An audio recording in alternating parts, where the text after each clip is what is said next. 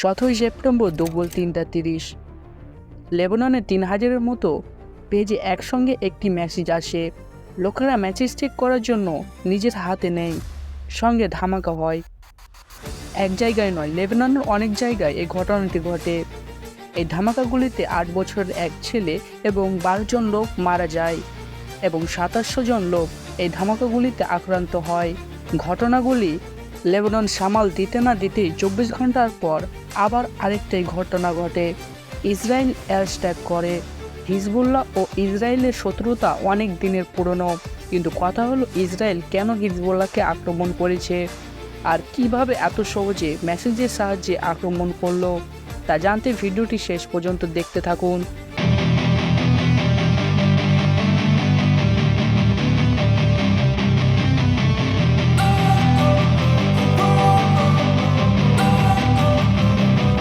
Don't wanna sleep in, cause I got something to prove. I gotta take what I hate. লেবাননে থাকা এটি একটি শিয়া মুসলিম group, আর আজ এটা মনে হয় যে লেবানন থেকে হিজবুল্লাহ গ্রুপ বেশি শক্তিপূর্ণ। ইরান 1980 সালে এই গ্রুপটি তৈরি করেছিল।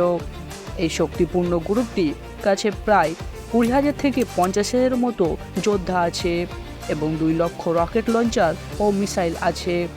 ইসরায়েল এরই মধ্যে হিজবুল্লাহর অনেক লিডারদের মেরেছে।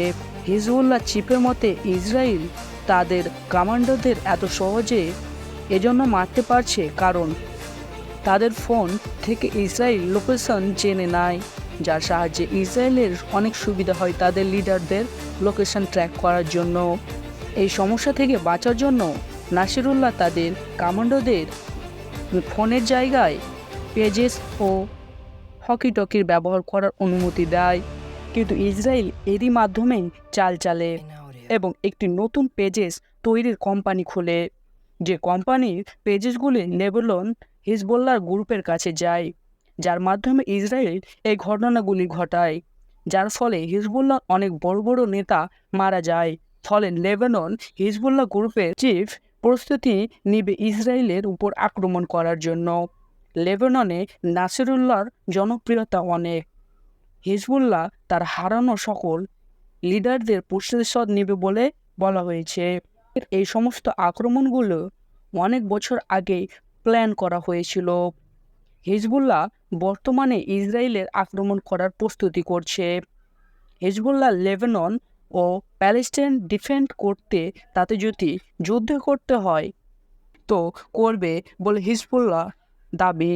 ইসরায়েলি আর্মি ও তারা যেভাবে লেবাননে আক্রমণ করছে, যাতে সেখানকার জনগণ অনেক ক্ষয়ক্ষতি হচ্ছে, যার ফলে সেখানকার অনেক মানুষ মারা যায়, যার ফলে সেখানকার আর্মি চিফরা অনেক রাগান্বিত।